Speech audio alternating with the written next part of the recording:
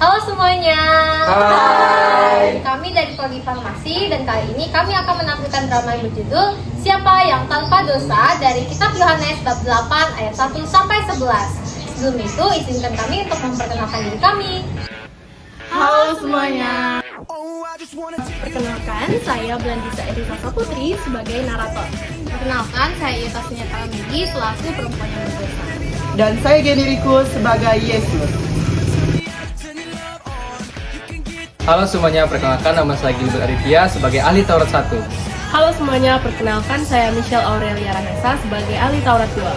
Halo semuanya, perkenalkan nama saya Firdan Putri Ladan sebagai ahli Taurat 3. Halo semuanya, perkenalkan nama saya Berla Temkia Virginia, saya sebagai orang Farisi 1. Saya Anastasia Destera Ponoma sebagai orang Farisi 2.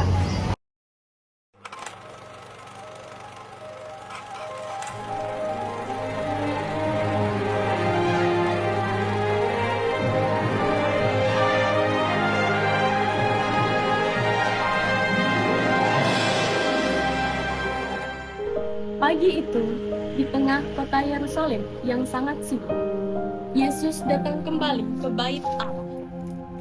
Banyak orang telah mendengar tentang mukjizat dan ajarannya.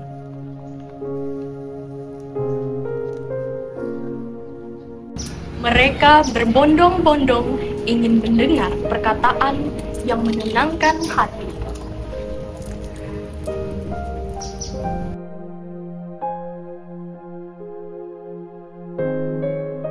Namun hari itu, suasana tenang segera berubah.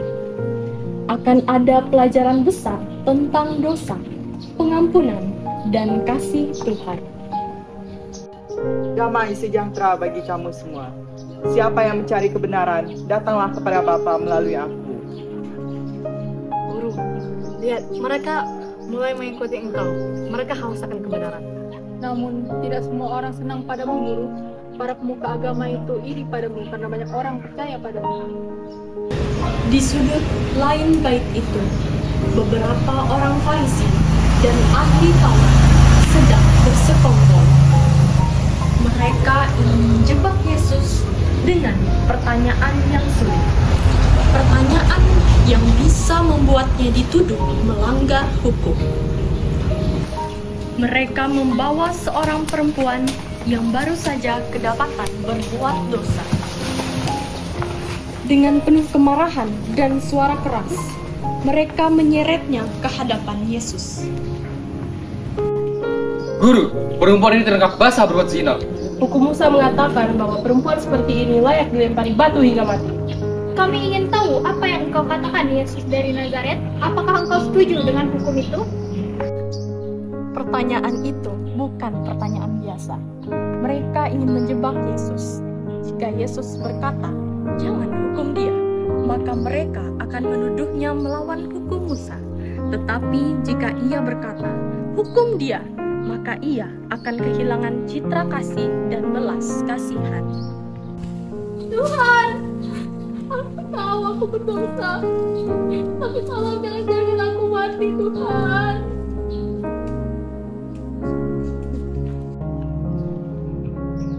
Guru, mengapa engkau menulis di tanah?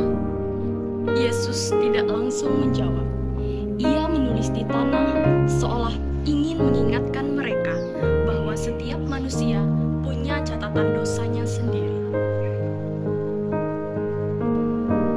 Barang siapa di antara kamu semua yang tidak berdosa, hendaklah dia yang pertama kali melemparkan batu kepada perempuan ini.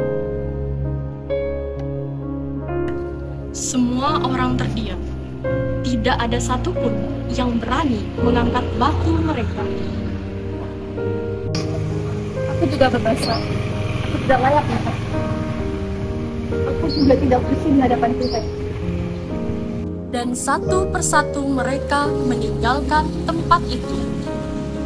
Hati mereka terdiam. Tidak ada satupun manusia yang tanpa dosa. Hanya Yesus yang benar dan suci. Guru, mereka semua sudah pergi. Tidak ada orang lain di sini selain kita. Perempuan, di manakah mereka? Tidak adakah seorang pun yang menghukum engkau? tidak ada Tuhan. Betapa besar kasih Yesus. Ia tidak menutup mata terhadap dosa, tapi Ia membuka jalan untuk pertobatan. Ia tidak datang untuk menghukum dunia, melainkan untuk menyelamatkan setiap jiwa yang mau kembali kepadanya. Guru, kasih-Mu lebih besar dari keadilan manusia. Guru, kami belajar bahwa pengampunan itu jauh lebih baik, tetapi sangatlah susah. Berbahagialah orang yang penuh belas kasih, karena mereka akan memperoleh belas kasihan. Sahabat-sahabat, kita semua adalah manusia yang pernah jatuh dan berbuat dosa. Tapi Yesus tidak menolak kita. Ia mengulurkan tangan, mengampuni, dan memberi kesempatan baru. Hari ini, biarlah kita ingat, sebelum kita menghakimi orang lain, lihatlah ke dalam hati kita sendiri. Sebab hanya Yesus yang tanpa dosa, dan hanya Dia yang layak menjadi hakim yang sejati. Kasih mengalahkan penghakiman. Pengampunan lebih kuat daripada batu. Dan Yesus adalah kasih yang hidup.